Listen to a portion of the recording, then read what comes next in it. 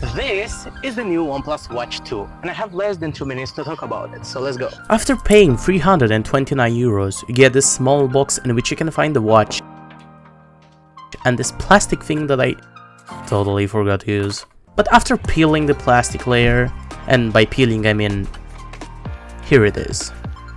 We also have a charger that can be connected to any Type-C cable, which is like the best thing ever, I swear to God. And a white cable.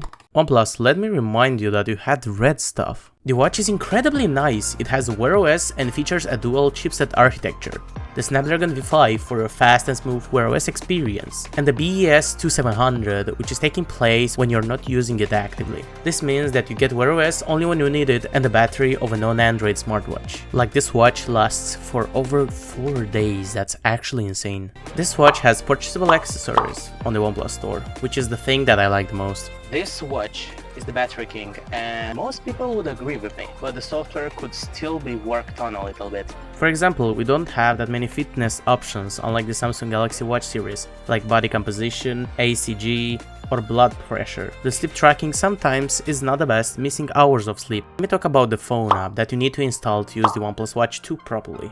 It sucks.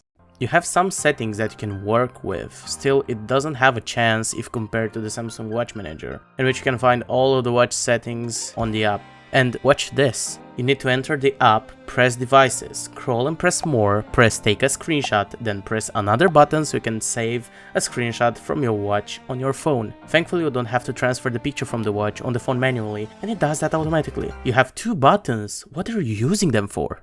Nevertheless, most of my problems were somehow solved after tinkering for a while. I mean, it's an Android smartwatch, so you can do whatever you want with it. But please, OnePlus, I'm begging you, solve the software and you'll make the best smartwatches on the entire fucking planet. This has been the shortest yet fastest review that I ever done. This has been Razmarux, and I'll catch you in the next one.